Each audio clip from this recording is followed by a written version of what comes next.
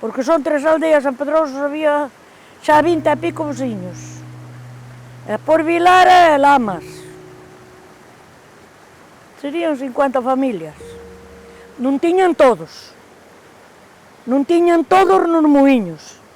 Pero deixábamos moer un e a outro, que tiña moitas vacas, becerros ou que se fora, pois tiña que moer ao mellor 3 ou 4 días na semana.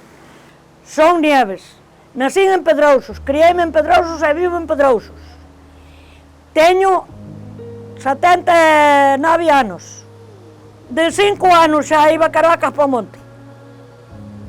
Viña con meu irmán, que meu irmán era o maior, era o que corría con eso, con muiño, e eu viría, o que sei, de 6, 7 anos, xa con el.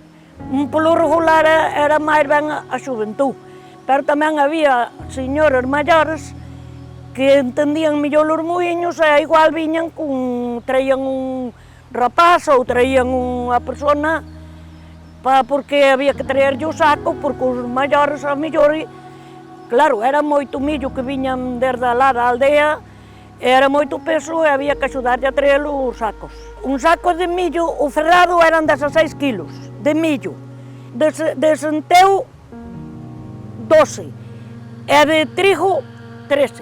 As partes do muiño era o tremiñado de pedra. E despois era por riba madeira e as paredes de pedra. Había o pé, había a capa, había a moeja, que era onde se botaba o millo. Este é para poñer a fariña, o saco do millo é da fariña. E aquí poñíamos a xesta e algunha bolsiña con algunha cousa que traíamos, aquí nestas buratas. E aquí agraduámoslo para subir ou baixalo para mover máis mundo ou máis viva a fariña.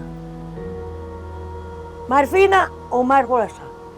A agua tapábase máis adiante e botaba a auga toda que o puderas tapar no regueiro, viña por aquí e cando viña do pozo, viña con toda a velocidade.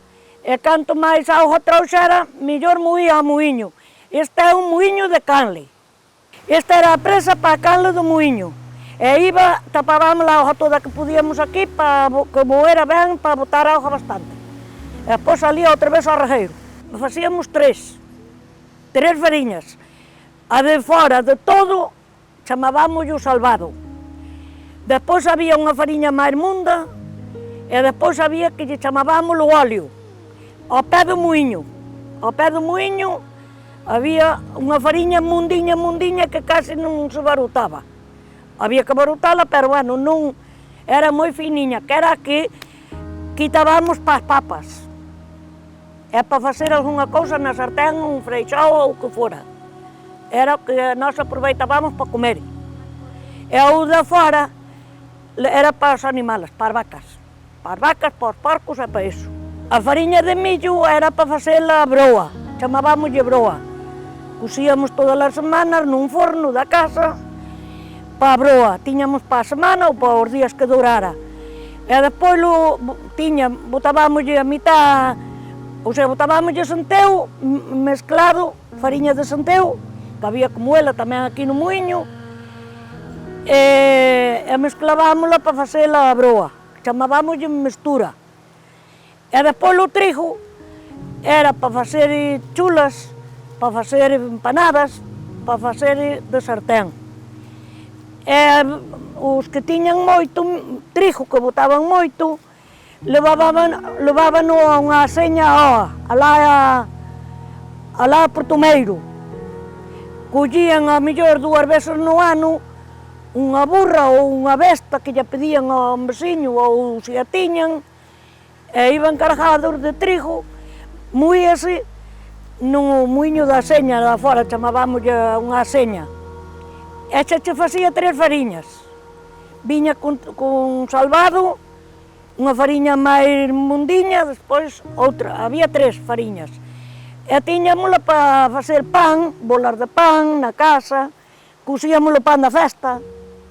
no forno, que había algún que se dedicaba a amasar pan para ti, e para min e para outro, e para a festa de Ames, que era no mes de diciembre, cosían todos o que tiña trigo, cosía todo na casa para facer pan para os días da festa. A máis para as navidades, que xa duraba hasta pasar ano novo. Depois deixouse deso porque xa non se viña ao muiño tampouco. Depois había muiños da casa que deron, como os muiños estaban abandonados, pois todo o mundo comprou muiños de eléctricos para as casas, para moer para as vacas que tiña, pero ese millo valía, pero non era, esa fariña non era como a destes muiños para coser broa. Depende das fincas que tuvera cada un, tiñas 3 vacas, tiñas 2, tiñas 5, entonces ti, canto máis mantuveras esas vacas, máis leite che daban, vendías o leite, cobrabas máis.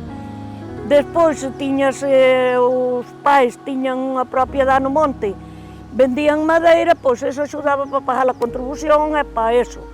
Pero, maiormente, do leite, que facíamos a compra durante o mes por gastos da casa.